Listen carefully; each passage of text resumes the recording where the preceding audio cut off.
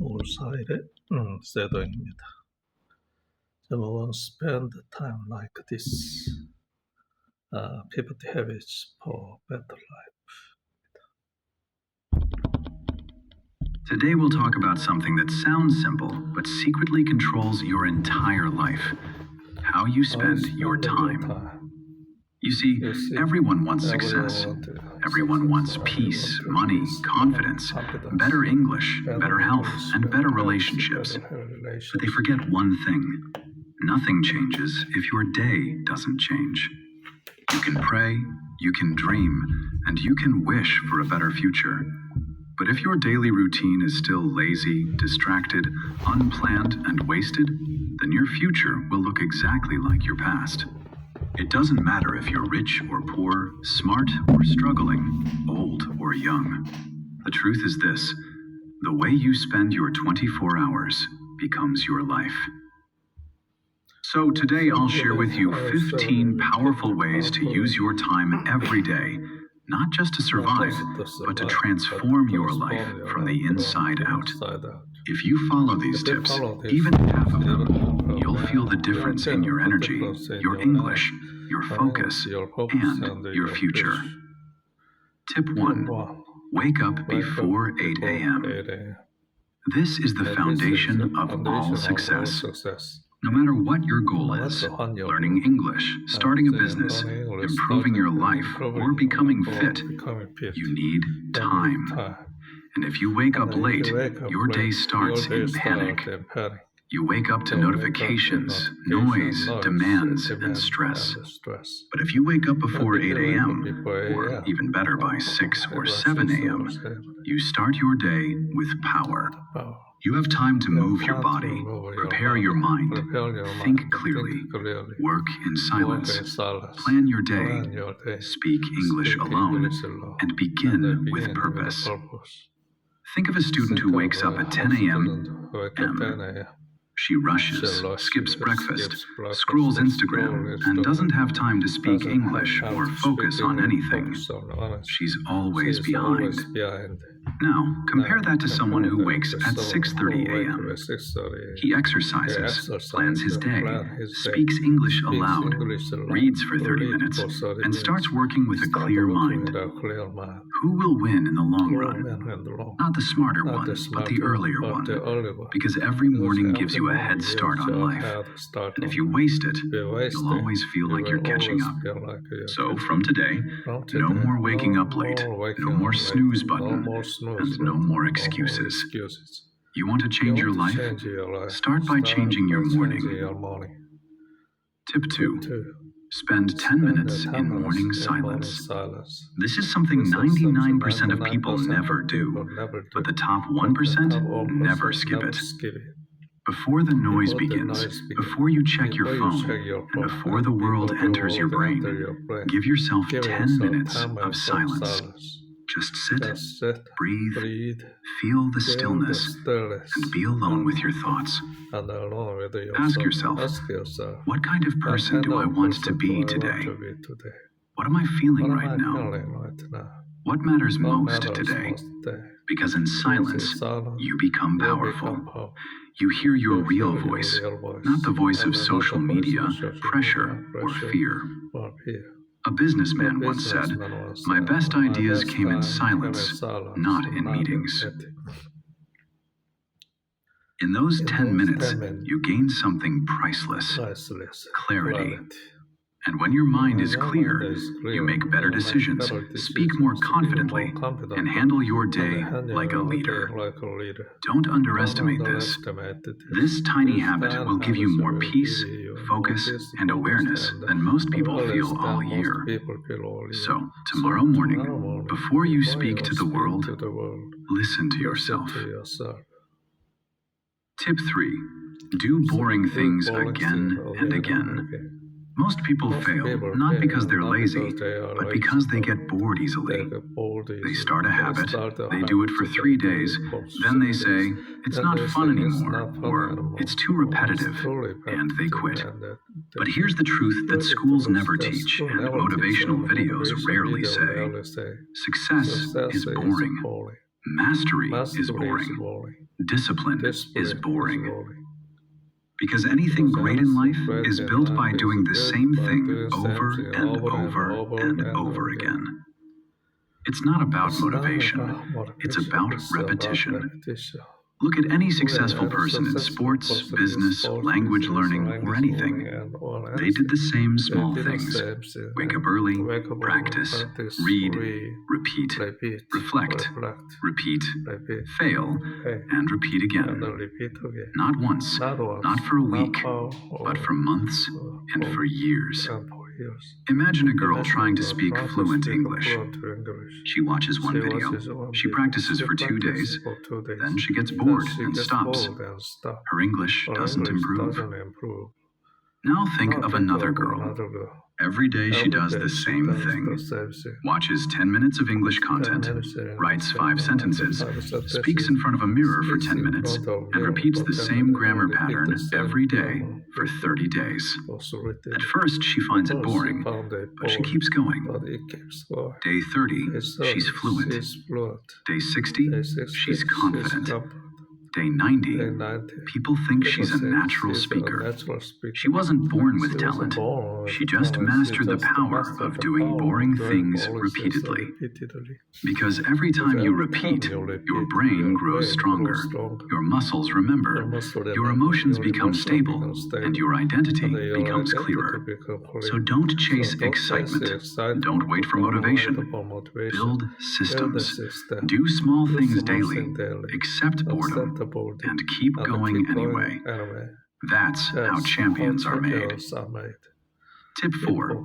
Train your discipline like a muscle. Discipline is not something you're born with. It's something you build, just like muscle.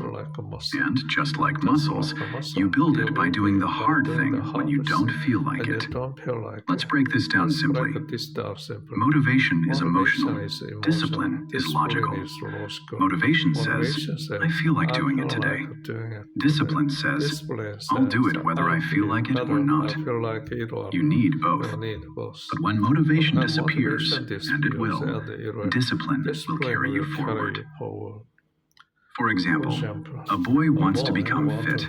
He's excited on day 1. He exercises and feels great. Day 2, he's tired.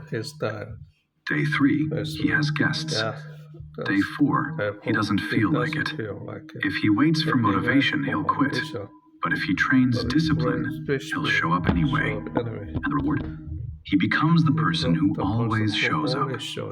That identity is more powerful than any temporary feeling. Now, apply this to your goals. Want to master English?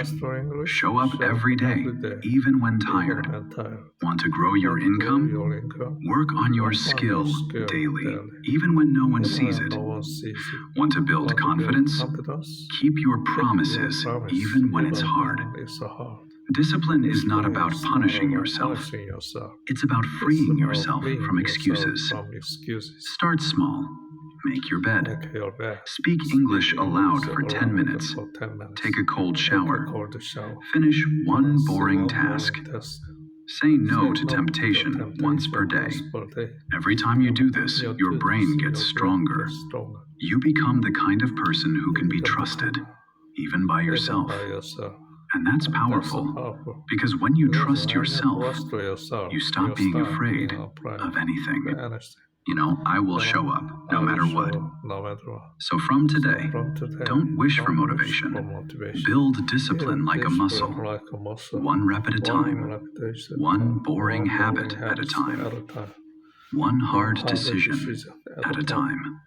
That's how you take control of your life. Tip 5. Spend 1 hour learning a high-income skill. Hard work alone will not save you. Good intentions will not save you. Even motivation will not save you. Skills save lives. If you want freedom, confidence, respect, and a better future, you must become valuable. And value is created by skills. A high-income skill means a skill that solves real problems, is useful in the real world, can be used anywhere, and can grow your income and confidence. These include communication and English speaking, sales and persuasion, writing and copywriting, video editing and content creation, teaching and coaching, design, marketing, or technology skills. You don't need 10 hours a day. You don't need to quit your job. You don't need to be perfect. You need one focused hour every day. Just 1 hour where your phone is away, your mind is present, and your goal is clear. Imagine two people. Person A finishes work and scrolls social media for 1 hour every night. 1 year later, nothing changes.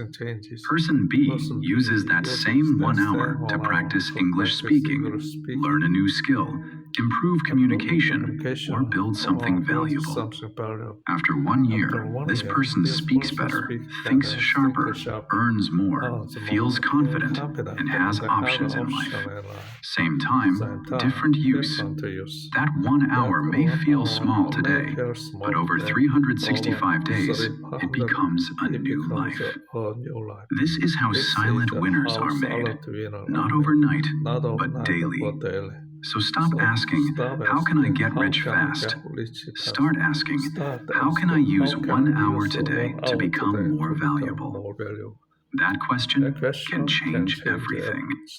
Tip 6. Spend time with people who raise your standards. Your environment is not neutral. It is either pushing you up or pulling you down.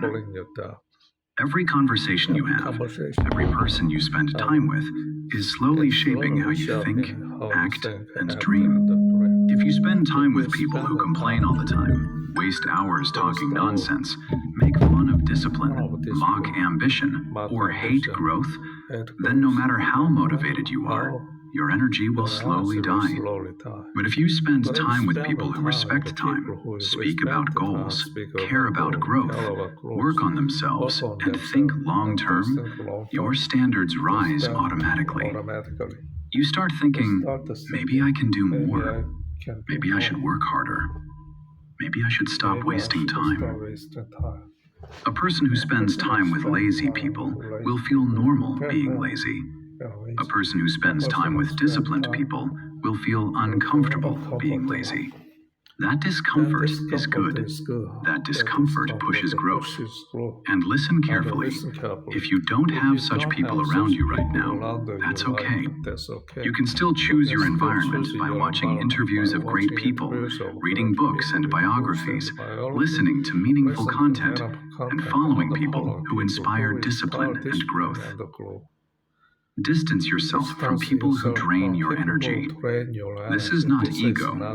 This is self-respect. You are not here to fit in. You are here to become something more. And the fastest way to upgrade your life is to upgrade the people and voices you allow into your mind. Tip 7. Spend 30 minutes moving your body. Your body is not just a physical machine.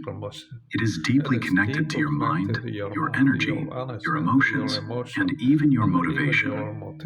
That's why the most successful people in the world, from CEOs to athletes to world-class artists, spend a portion of their day moving. And no, we're not talking about hardcore gym sessions or lifting weights for 2 hours. We're talking about 30 minutes of walking, stretching, jogging, yoga, body weight exercises, dancing alone in your room, or playing a physical sport. The form doesn't matter. The movement does. When you move your body, you increase your blood circulation, brain clarity, mental strength, emotional balance, and daily energy. You will be more focused. You will speak more confidently. You will feel more alive and sharp. Let's say there are two people who are both learning English. Person A sits all day, doesn't move, eats junk, and studies for 5 hours. Person B moves for 30 minutes in the morning, eats clean, then studies for just 2 hours. Guess who improves faster? Person B. Why? Because movement unlocks energy, and energy is everything. Without energy, you can't focus, you can't create, and you can't be consistent.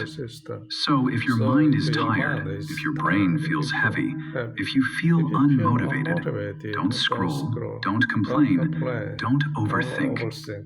Get up, move, sweat, and breathe. This will change everything. You don't need a gym, you need movement. Your body was built to move.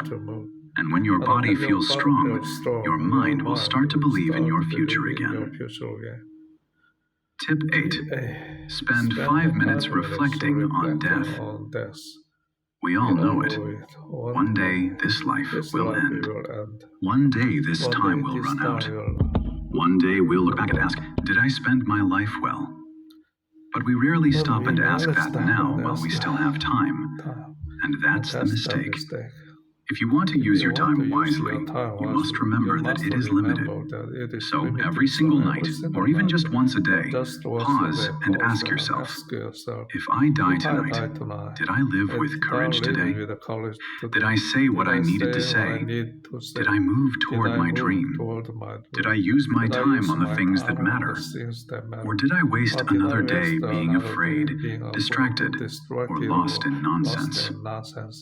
There are people who got their dream job and died the next month. There are people who had amazing ideas and never shared them. There are people who wanted to change but ran out of time. The truth is, none of us know how much time we really have. And the purpose of reflecting on death is not fear, it is clarity. When you remember that your time is short, you stop overthinking, procrastinating, pleasing everyone, staying in toxic places, or waiting for the right moment. You start being honest, acting now, living with urgency, protecting your energy, and focusing on what really matters. So give yourself 5 minutes a day, close your eyes, and just reflect. Let the truth of death make you finally start living. Because the ones who remember the end become fearless at the beginning. Tip 9. Spend 15 minutes speaking English out loud every day. Most people understand English. They know vocabulary. They watch videos.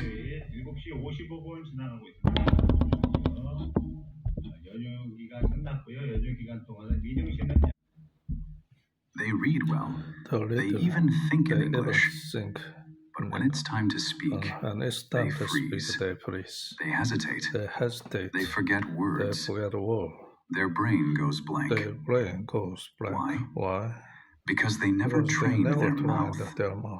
Fluency is not just knowledge, it's muscle memory. You can know 10,000 words in your brain, but if your mouth has never practiced them, you will stay silent in real life. So, what's the solution?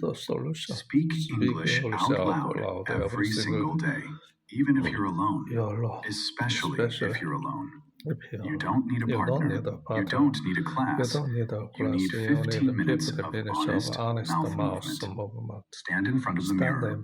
Set a 15-minute timer. Choose a simple topic. Your morning, your day, your favorite movie, your goals, and just speak. Don't stop. Don't think too much. Just speak. If you don't know a word, use another word. If you make a mistake, keep going. Focus on movement, rhythm, and confidence. Tip 10. Spend time teaching others what you learn. This is one of the most powerful and most ignored habits of all. The best way to remember something is to teach it. When you learn something new, whether it's in English, business, or motivation, don't just keep it in your mind. Speak it, write it, or teach it to someone else. When you teach, something magical happens. Your understanding becomes deeper. Your memory becomes stronger. Your thoughts become clearer. Your confidence grows and your value increases. Teaching doesn't mean standing on a stage. It means sharing, explaining, and expressing. You can teach by writing about what you learned on social media, telling your friends what you practiced, starting a small YouTube channel or podcast to... Now imagine there's another unlit candle beside it. When the burning candle touches the other one, the second candle lights up too. But what happens to the first candle? Nothing. It still keeps shining. It doesn't lose its light. In fact, now the room becomes brighter because both are glowing. That's exactly what happens when you teach something you know. You don't lose anything by teaching. You become clearer. You help someone else grow, and the whole space becomes better. So when you learn something, teach it. If you learn a better way to manage time, teach it. If you discover a shortcut to solve a problem, share it. If you understand how something works, explain it. You don't need to be an expert. You just need to pass the light. Because when knowledge is shared, it multiplies. Tip 11. Spend 1 hour building something that belongs to you. If you don't build your own dream, you will spend your life building someone else's. Most people spend their entire day working for a company, a job, or someone else's project. They give all their energy to survive. Then they come home tired, scroll their phone, sleep, and repeat. Months pass, years disappear, and their dream is still just a thought in their head. But some people, the builders, use 1 hour of their day to create something for themselves. It doesn't matter if it's big or small. It doesn't matter if anyone is watching. It doesn't matter if they're perfect. They are building. What can you build? A small online business, a skill-based portfolio, a podcast, a digital product, a community, a new career path, a language identity, or a new version of yourself. Imagine a huge, wide, empty field. It's flat, quiet, and untouched. Nothing is built there. It's just land. Nothing belongs to anyone. People walk across it. Animals run through it. The wind blows, but no one notices. Why? Because nothing is there. There's no structure, just open space and missed potential. Now imagine a single red brick lying on the ground. Next to it, a bucket of cement, and nearby, one more brick, and another, and another. Now imagine someone begins stacking these bricks carefully, one at a time, every day. Not fast, not for attention, not for money. Just one brick per day, maybe two on the same foundation. For weeks, nothing special appears. It's just a small stack. But over time, something begins to rise. A wall appears, then a corner, then a structure, then a room, then a building. Eventually, after many days, months, or years, there stands a solid, strong, beautiful structure in the same field that was once empty. It is now owned. It is now recognized. It is now valuable. And most importantly, it belongs to the person who showed up and built it. That structure is your personal project. It could be a business, a brand, a skill, a book, a dream, a creative career, or even your self-worth. Most people walk through the field of life and do nothing. They use their time walking in circles. They chase other people's goals. They get lost in distractions. They go to jobs, come home, eat, scroll, sleep, and never build. And after years, their life is still an open field full of unused space. But those who build start small, 1 hour a day, one brick at a time. And that 1 hour, it changes everything. When someone sees the final building, they often ask, how did you build this? How did you get here? The builder doesn't say, I worked 12 hours a day. They say, I showed up every day and laid down one brick by brick, hour by hour, quietly, patiently, without applause, without perfect tools, just consistency. That's how dreams are built. So when you spend 1 hour daily working on something of your own, even if no one is watching, even if it's not finished, even if you're not perfect, you're laying a brick in your foundation. And one day others will see the building, but only you will remember the empty field and the decision to start anyway. You can rent your life from others forever, or you can build something that belongs to you, 1 hour at a time. Tip 12. Spend time in deep focus. No multitasking. Focus is a superpower. In a world full of distractions, people who can focus win. But most people live in fragments. They start one thing, check their phone, watch a video, open 6 tabs, listen to a podcast, reply to a text, work on a task, and check email 10 times. Their brain becomes scattered, their thoughts become slow, their confidence disappears, and worst of all, nothing actually gets finished. You must protect your focus like your life depends on it.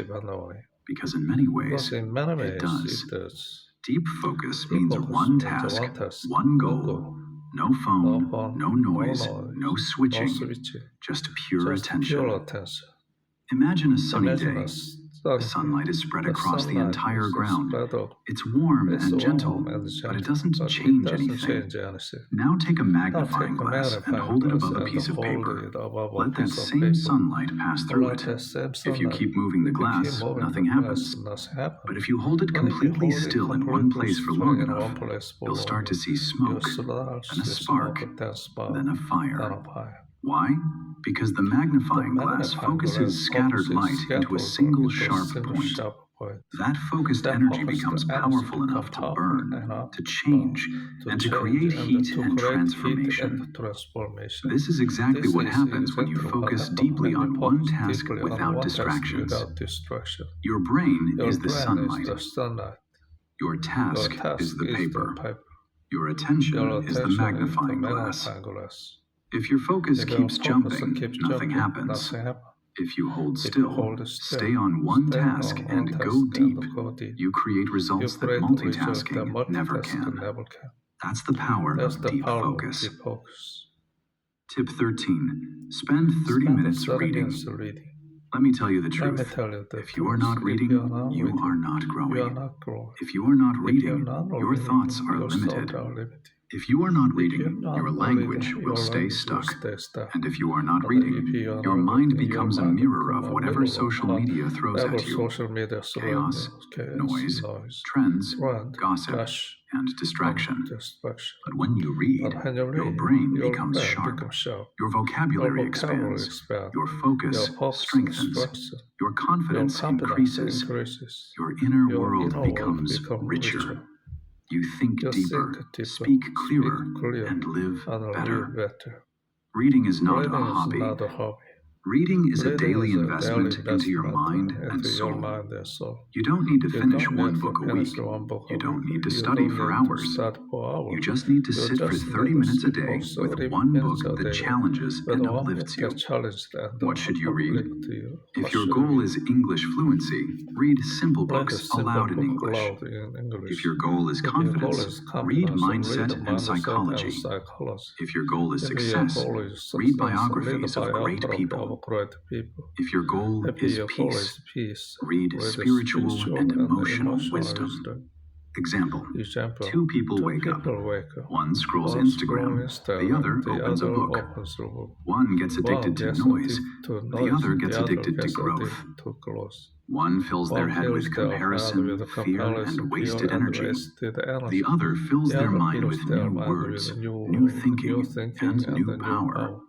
After 1 year, they are no longer the same person, because books are like mentors. You sit with someone smarter than you and let their mind shape yours. But most people say, I don't have time to read. That's false. You don't need time. You need priority. Stop scrolling for 30 minutes. Start reading for 30 minutes, and your future will thank you forever. Tip 14. Write a letter to your future self. Most people go through life reacting. They wake up, they do what's expected. They scroll, they stress, and they sleep. But they never pause and ask, where am I really going? What do I truly want? Who do I want to become? When you write a letter to your future self, you are not just setting goals. You are building a connection with the person you are becoming. It's no longer about, one day I'll change. It becomes, here is what I'm doing now, and this is the future I'm working for. Once a month, or even just once every few months, take 30 to 60 minutes. Sit quietly. No noise, no phone, no distractions. Then write a letter addressed to your future self. Start with something like, Dear future me, I hope you're strong. I hope you're focused. I hope you're proud of how far you've come. I want to tell you what's happening right now. Then go deep. What are your current struggles? What are you trying to change? What habits are you working on? What goals are you chasing? What are you afraid of? What do you hope has improved? What do you want to remind your future self to never forget? Be honest. Be raw. Be real. This is not for anyone else. This is not for likes or attention. This is for you to speak directly to the only person who will truly live your results, your future self. Because when you write to your future self, three things happen. 1. Clarity. You organize your thoughts and realize what really matters. 2. Connection. You stop drifting. You start building a relationship with your future. 3. Commitment. You make silent promises to yourself, and those are powerful. It's easy to lie to the world, but when you write to your future self, it's very hard to lie. And when you reread that letter 6 months or 1 year later, you'll see how much you've grown, or how much you've ignored. Both are life-changing moments. Imagine this. You take a piece of paper. You write your heart out. You describe your current life, your challenges, your goals, your mindset, and your emotions. You write it like a message in a bottle, sending it into the future. Then you fold that paper, put it in an envelope, and write the words, "Open on January 1st next year." Then seal it. Put it in your drawer. You forget about it. Time passes. You live. You grow. You struggle. You succeed. You fail. You keep going. Months later, the date arrives. You find the envelope. You open it. You start reading the words of your old self. And suddenly, tears come. Not because you're sad, but because now you see how far you've come. You read about your doubts and realize they're gone. You read your old dreams and realize you've started living them. Or you realize you're still stuck in the same place. Either way, it wakes you up. This simple habit gives you something most people never get, a mirror between who you were and who you're becoming. That's more powerful than any quote, because it's not someone else's motivation. It's your own voice speaking across time. What to include in the letter? What am I working on right now? What habits am I trying to build or break? What scares me? What excites me? Where do I want to be in 6 to 12 months? What do I hope I've learned? What do I never want to forget, even if I become successful? You can write it on paper, in a notebook, or even digitally with a send later email. But physical paper is best because it feels real. And when you open it later, it hits harder. We track our steps, we track our money, we track our goals, but we forget to track who we are becoming. This habit brings it all back. It gives you direction, motivation, accountability, self-respect, emotional strength, and something real to look forward to. Most people hope their future will be better, but when you write to your future self, you take part in building that future with words, truth, and intention. Don't just dream of a better version of you. Write to them, because the most powerful conversation you'll ever have is the one between who you are now and who you're becoming. Tip 15. Spend 20 minutes planning your next day. You've trained your body. You've trained your mouth. You've trained your mind. You've protected your energy. You've built discipline. You've practiced skills. You've spoken, created, moved, and focused. But if you don't know what you're doing tomorrow, your brain will wake up confused. Your time will be wasted. Your potential will leak. That's why every night before you sleep, you must sit down, take a pen and paper, and plan your next day. Just 20 minutes, no noise, no rushing.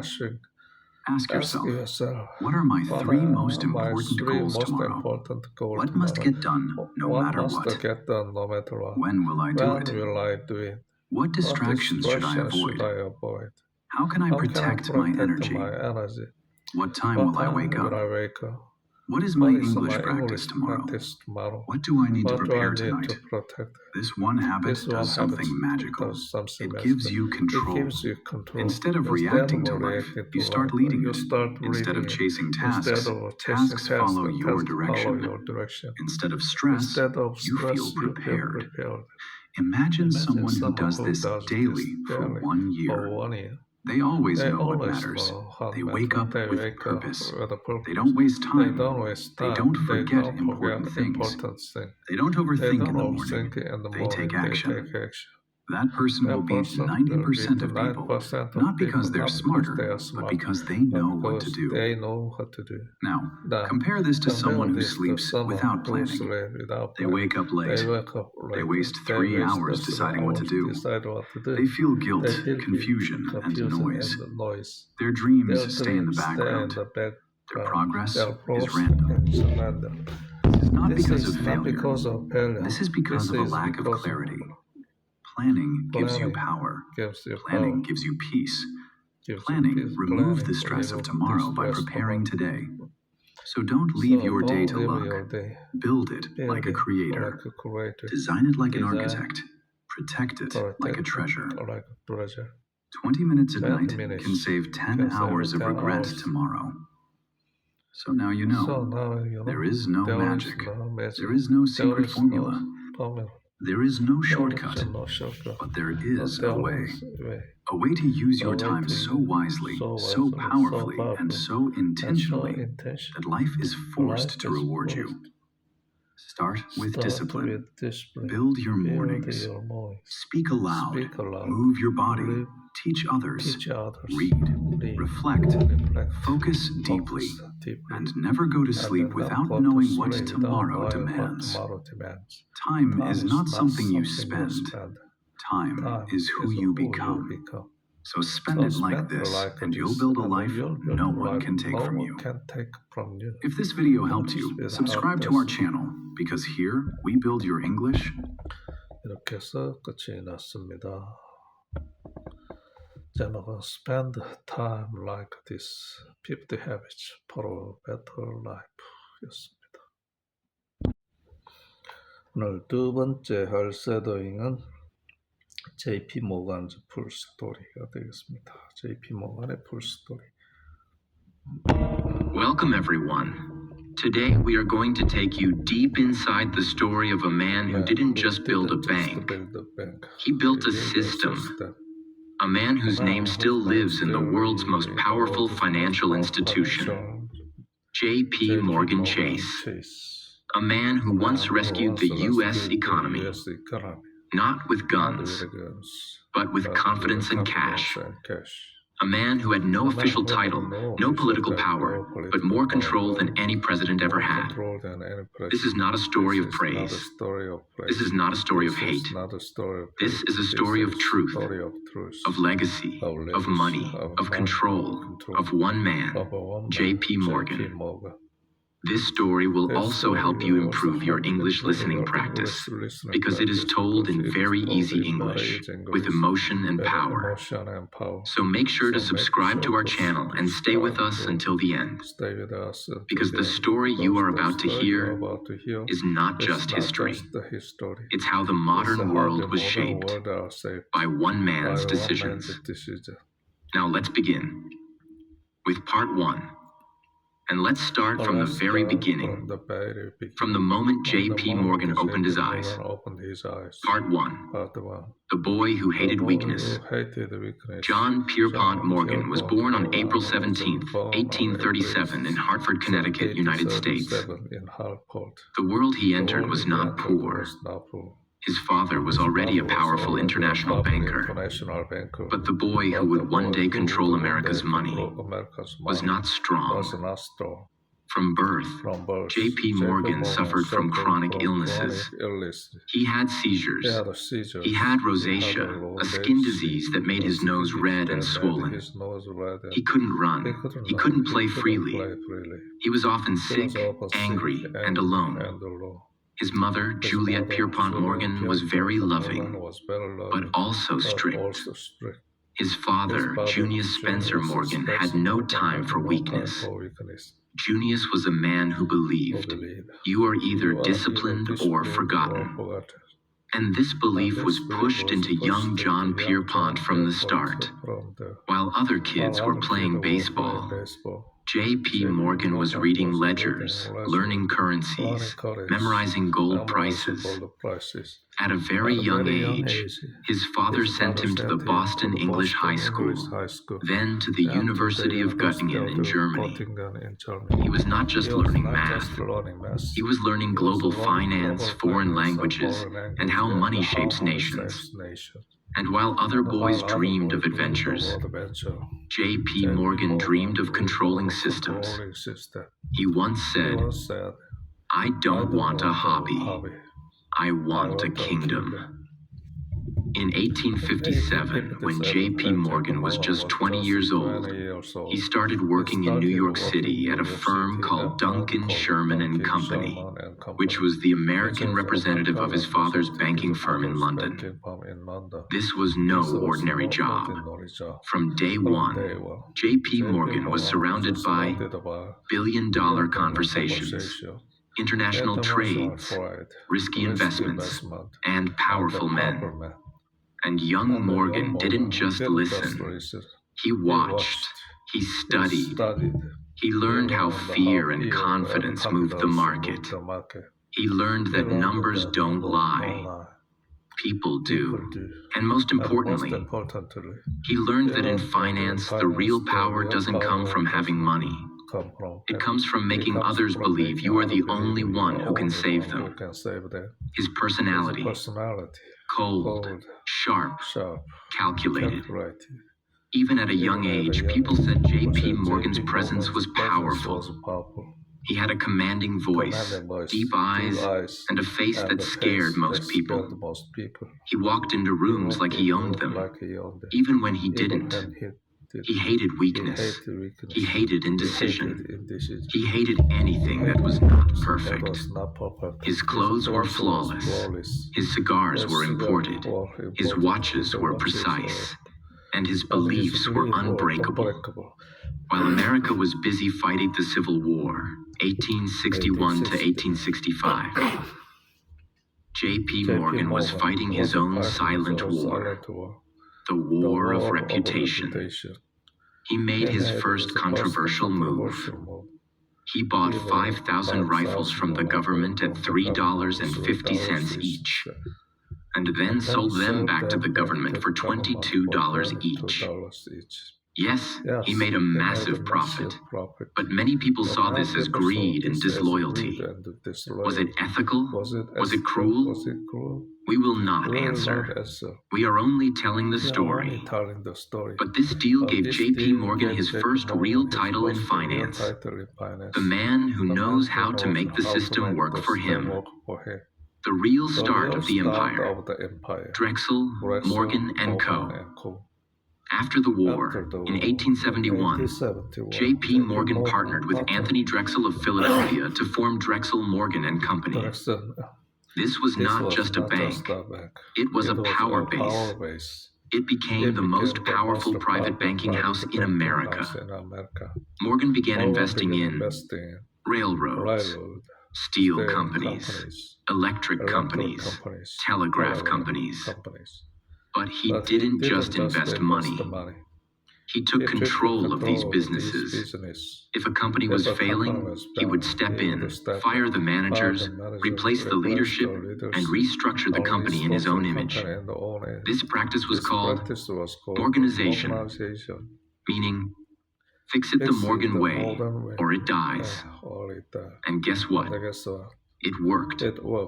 Morgan saved railroads, banks, and industries from collapse, but always made himself more powerful in the process. J.P. Morgan believed in something different. Never invest in a business. Invest in the man who runs it. And if the man is weak, replace him. He didn't like competition. He didn't like disorder. He wanted one strong man at the top. Him. But what about his personal life? J.P. Morgan married Amelia Sturgis in 1865.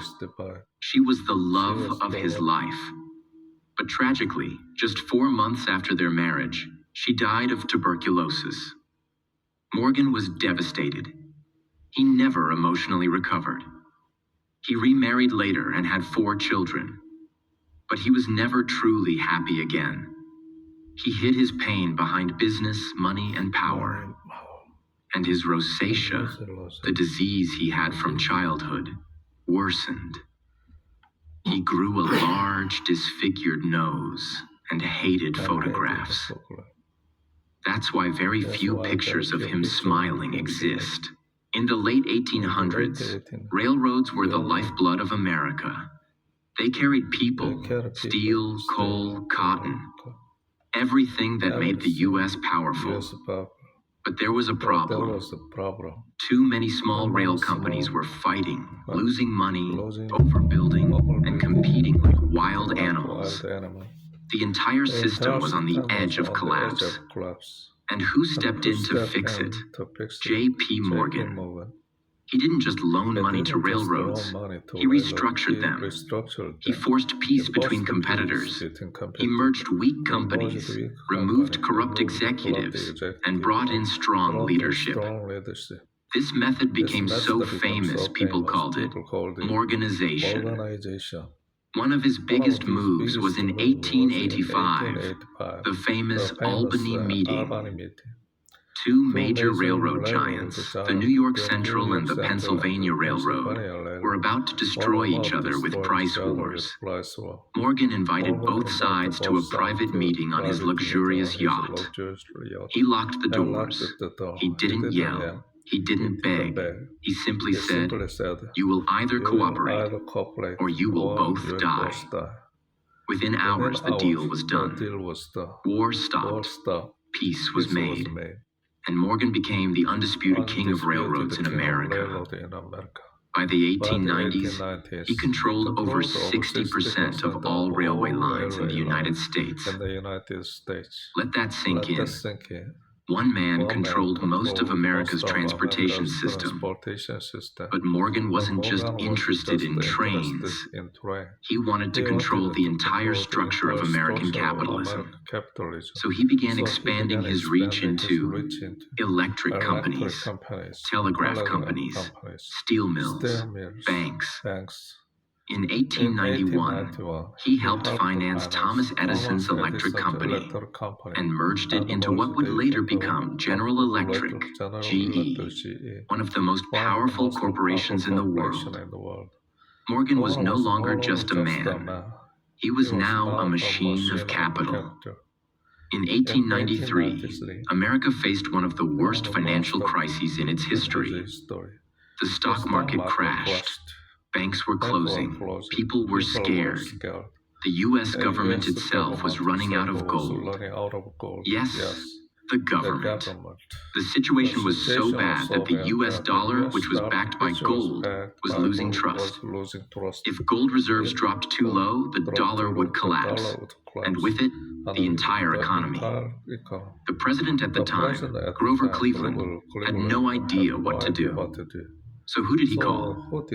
J.P. Morgan. On a cold February morning in 1895, Morgan walked into the White House, not as a guest, not as a servant, but as a savior. He told President Cleveland, "I will give you $62 million worth of gold. In exchange, I want a private bond sale, with interest." This was not charity. This was a deal. Morgan saved the economy and made a fortune from it. Within weeks, gold reserves were restored, the dollar was saved, the panic was stopped, and the message was clear. When the government fails, J.P. Morgan will fix it, but he will never do it for free. Some newspapers were shocked. Some politicians were angry. How could one private man have more power than the U.S. government? But others whispered, "Thank God Morgan exists." After 1895, J.P. Morgan's name became legend. But legends come with fear.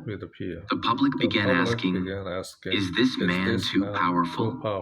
Can he control our lives? Who voted for him? Can a private banker become more powerful than a president?" But Morgan didn't care. He never answered critics. He simply focused on the next deal. Behind all this power, Morgan lived like a king. He owned art collections worth millions. His house on Madison Avenue was like a museum. He had private clubs, private trains, private yachts.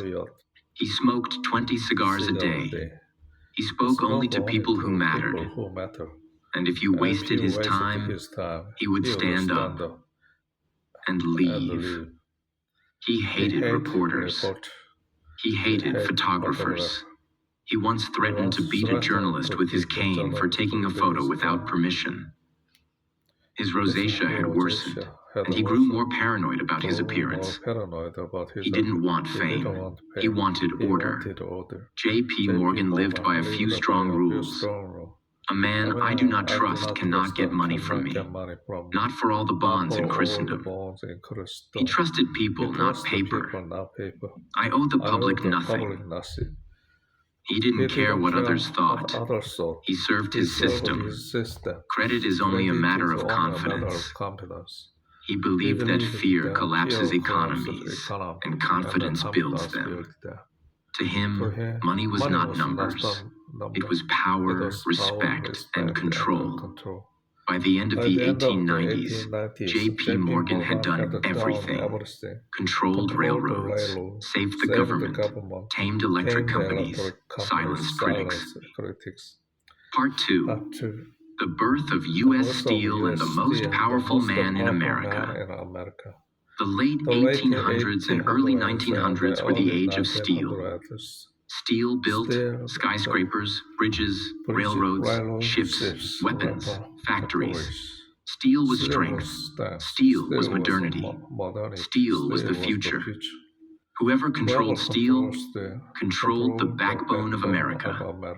There were many steel companies, but one name ruled them all: Andrew Carnegie. A Scottish immigrant who came from poverty, a self-made industrial giant, a man who worked obsessively, a man whose steel mills were unmatched. Carnegie Steel was worth more than any other industrial empire in the United States. And J.P. Morgan knew one thing. He could never dominate America unless he dominated steel. Let's understand the difference between these two men. Andrew Carnegie, emotional, proud, energetic, charismatic, loved being seen, believed in giving away money, wanted to be remembered as a kind man. J.P. Morgan, cold, calculating, silent, controlled, hated publicity, believed in power, order, structure, wanted stability, not applause. They were opposites in every way, and opposites almost never work together. but history was going to bring them face to face. By 1900, Morgan had reorganized railroads, electricity, banks, and industrial companies. He now had a level of control no private man ever had before. But Carnegie was not afraid of him. In fact, Carnegie enjoyed teasing Morgan. When reporters asked Carnegie, "Would you ever sell your company to J.P. Morgan?" Carnegie laughed and said, "No, I don't want to see my empire under someone else's umbrella." People loved it. Carnegie became the friendly giant. Morgan became the mysterious power figure. But Morgan knew that Carnegie's steel empire was stopping him from completing his own vision. Morgan wanted to build something the world had never seen. The first billion-dollar corporation in history. To do that, he needed Carnegie Steel. And to get Carnegie Steel, he needed something even bigger. The courage to walk into a meeting where he might be humiliated. In 1900 to 1901, American industries were rising fast. Competitors were growing. Smaller steel companies wanted protection. They wanted stability. And they knew only one man could bring order, J.P. Morgan. So smaller steel firms came to Morgan and said, "Bring us together, make us strong, but we cannot beat Carnegie without you." Morgan knew this was the moment. He organized dozens of steel companies. He prepared financial plans. He studied Carnegie's empire piece by piece. Then something happened that changed history. Carnegie, now aging, went on a vacation to Scotland. During that trip, Carnegie wrote a small note with a number, the price he would sell his entire steel empire for, a number so high most men would faint. Carnegie handed this note to his business partner Charles Schwab and said, "If Morgan agrees, I will sell." It was not a negotiation. It was a declaration. Charles Schwab traveled back to America and met J.P. Morgan in his private library. Morgan sat quietly. Schwab handed Morgan the piece of paper with Carnegie's price. Morgan read the number, looked up, and simply said, "Tell Mr. Carnegie I accept." No fight, no argument, no drama. Two of the most powerful men in American history agreed on the largest business deal ever made, with nothing more than a silent handshake. Just like that, Andrew Carnegie became one of the richest men in the world, and J.P. Morgan became something even bigger, the owner of America's steel backbone.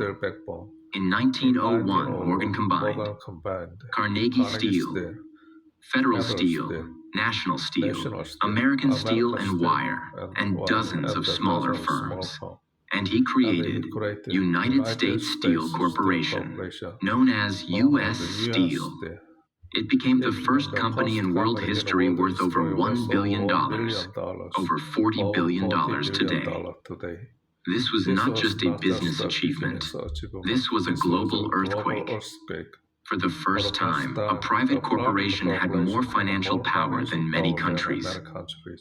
U.S. Steel employed hundreds of thousands of workers, controlled 1/3 of America's steel, had influence in every city, became the backbone of bridges, trains, buildings, and weapons. And who stood at the top? J.P. Morgan. Without raising his voice, without appearing on stage, without giving one speech, he built the largest financial empire the world had ever seen. The world was stunned.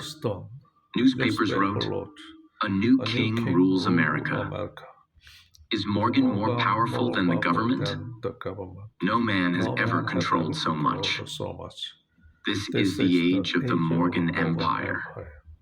Some people believed Morgan saved industries. Some believed he was too powerful. Some believed he was dangerous. Some believed he was a genius. But Morgan didn't care who believed what. His goal was simple: create order, build stability, remove chaos, and U.S. Steel was proof he could do it. Morgan never visited steel factories. He didn't stand near furnaces. He didn't walk inside mills. What he did was different. He controlled the managers, the boardrooms, the finances, the expansions, the strategies, the competition. He believed in one thing. A leader should be above the noise, not inside it. He let the experts run the steel mills. He ran the system. Behind his growing empire, Morgan's personal world remained complicated. His face was heavily disfigured from rosacea, making him more private. He refused photos unless absolutely necessary. He lived surrounded by art, books, rare jewels. He bought medieval tapestries, paintings, manuscripts. His home was filled with treasures, like a European royal palace. He traveled across Europe collecting unique objects. He surrounded himself with the world's best advisors. He spent hours every day reading letters, financial reports, and notes. He lived simply in some ways, and grandly in others. He ate quickly. He spoke in short sentences. He hated crowds. He hated noise. He loved silence and control. But he loved one thing more than anything: order.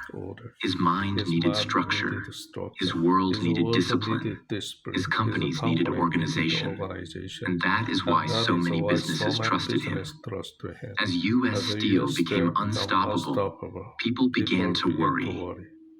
Reporters wrote articles accusing Morgan of controlling railroads, controlling electricity, controlling steel, controlling banks, and even controlling the government. This fear gave birth to a new word: the money trust. Many believed Morgan had too much influence. Politicians began questioning, can one private banker control the entire U.S. economy? Is this safe? Should the government stop him? Is this capitalism or monarchy? Morgan stayed silent. He didn't answer critics. He didn't give interviews. He didn't explain himself. He believed a man who is right does not need to shout. But the political storm was coming, and soon Morgan would face another crisis, one even bigger than the Panic of 1893, a crisis that would push him to the center of American history once again, a crisis that would make people realize when the U.S. economy collapses, one man must step forward, and that man was still J.P. Morgan. He was not a king, not a president, not elected by anyone. But still, people said, nothing happens in America unless J.P. Morgan allows it. And that belief, true or not, gave Morgan power. But soon, that power would be tested like never before. Because something dark was coming, a financial panic, a silent disaster. A moment when the entire U.S. economy almost collapsed. And J.P. Morgan would have to save the country again. The early 1900s looked strong on the surface. Industries were booming. People were investing in stocks. Big banks were lending money. Railroads were expanding. New millionaires were rising. But behind the scenes, there was chaos. Small banks were borrowing too much. Investors were gambling on high-risk stocks. Fake companies were being created. People were chasing fast money, not real value. And suddenly, the bubble popped. In October 1907, the stock market began to crash. Banks began running out of money. People rushed to withdraw their savings. Businesses couldn't pay their workers. Factories began shutting down. And soon, the fear spread like fire. It was a true panic. But there was one problem. America didn't have a central bank. There was no Federal Reserve at that time. So the government looked around and realized the only man powerful enough to save us is J.P. Morgan. J.P. Morgan was now 70 years old. He was not young. He was not healthy. but his mind was sharper than ever. He was in his private library in New York City when the panic began. People rushed to him. Bankers, industrialists, government officials, business leaders. Everyone begged him, "Mr. Morgan, please, the country needs you." And like a commander walking back onto the battlefield, Morgan stood up. He closed his doors. He canceled his meetings.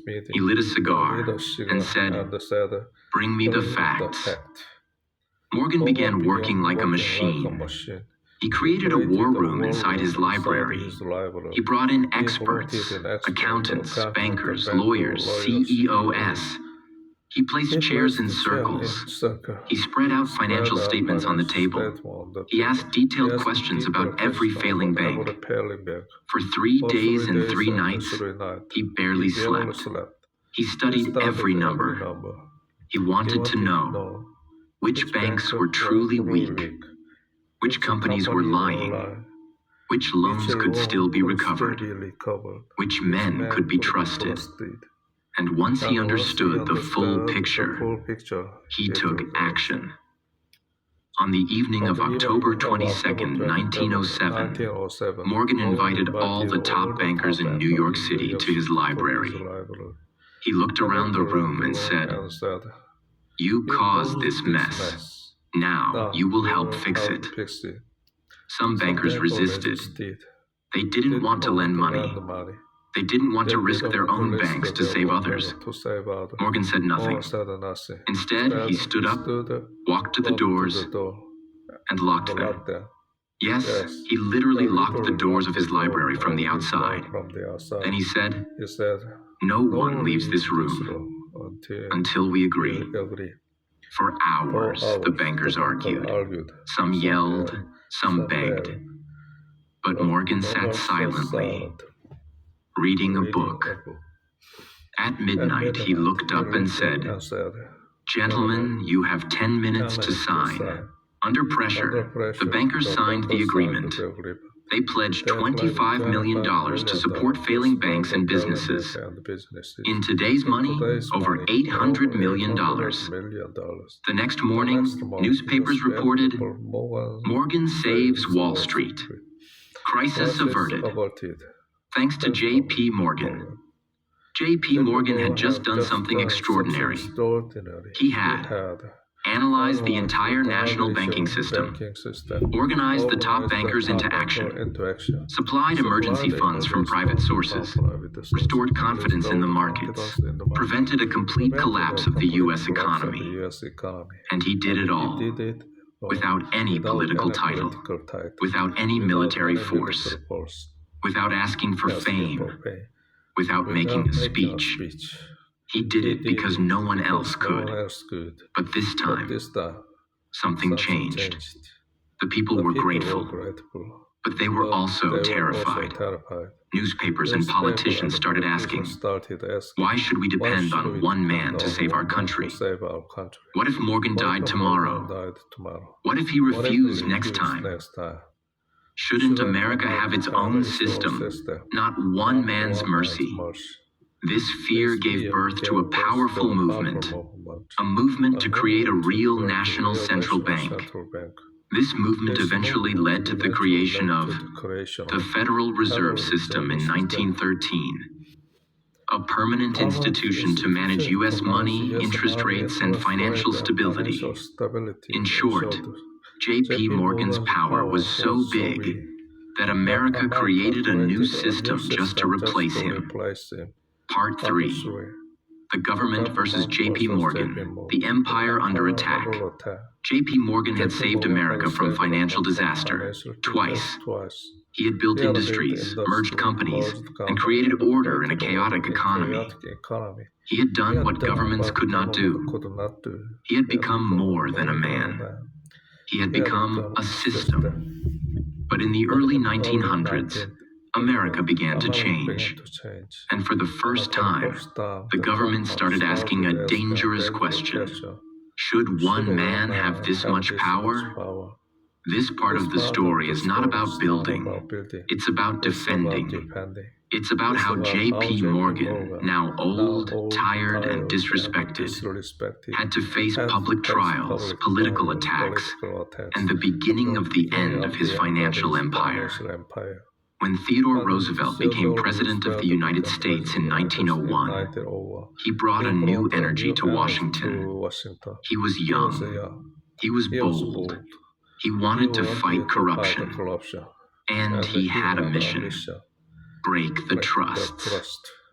Trusts were large business combinations, like Morgan's U.S. Steel, Standard Oil, Northern Securities. The public had started to believe that these massive corporations were too big, too powerful, and unfair to ordinary people. J.P. Morgan's name was at the top of that list. So, just 2 years after Morgan saved the country from the panic of 1907, the same country turned around and said, "We want to break your empire." And they came for him hard. Let's go back a little. In 1901, J.P. Morgan had made another giant move. He helped create a company called Northern Securities, which combined multiple major railroads: Northern Pacific, Great Northern, Chicago, Burlington, and Quincy.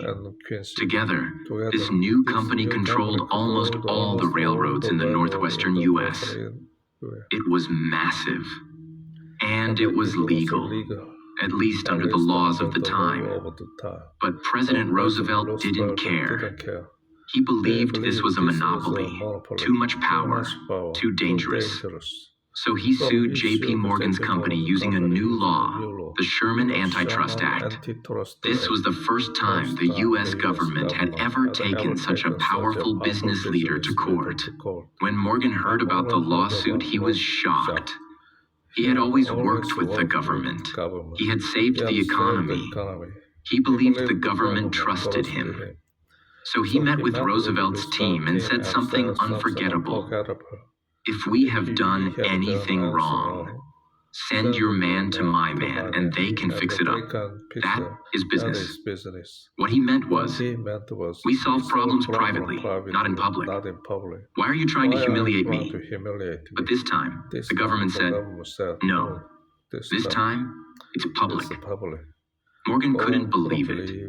He had spent his life bringing order to chaos, but now he was being treated like a criminal. The court case went to the U.S. Supreme Court in 1903. For months, lawyers debated, was Northern Securities a monopoly? Did it reduce competition? Did it hurt the public? The country was watching. Wall Street was watching. Morgan was watching silently, from the shadows. In the end, the Supreme Court ruled against J.P. Morgan. The Northern Securities Company was broken up. It was a shocking moment. The most powerful man in American business had been defeated, not by money, but by law. After the case, the newspapers changed their tone. They no longer called Morgan a savior. Now they called him the man behind the curtain. The invisible hand controlling America. The king of monopolies. Political cartoons showed Morgan as a giant octopus with his arms around the railroads, the banks, the steel industry, and even Congress. The same people who once said, "Thank God for J.P. Morgan," now said, "We must protect the country from J.P. Morgan." Even after the court loss, Morgan continued to fight for control. He reorganized his companies. He invested in new industries. He expanded internationally, especially into Europe and Latin America. He helped finance large public projects like the Panama Canal and global shipping routes. And still, he maintained control over U.S. Steel, General Electric, a T&T International Mercantile Marine, and dozens of smaller firms. But something inside him was changing. He was tired, older, less interested in the day-to-day fighting. He had spent 50 years building an empire. Now he spent his days defending it. In 1912, a powerful investigation was launched by the U.S. Congress. It was called the Pujo Committee. Their goal was to investigate the so-called money trust. They wanted to prove that J.P. Morgan and a small group of bankers had created a secret network that controlled America's economy. And so, for the first and only time, J.P. Morgan was called to testify before Congress. Morgan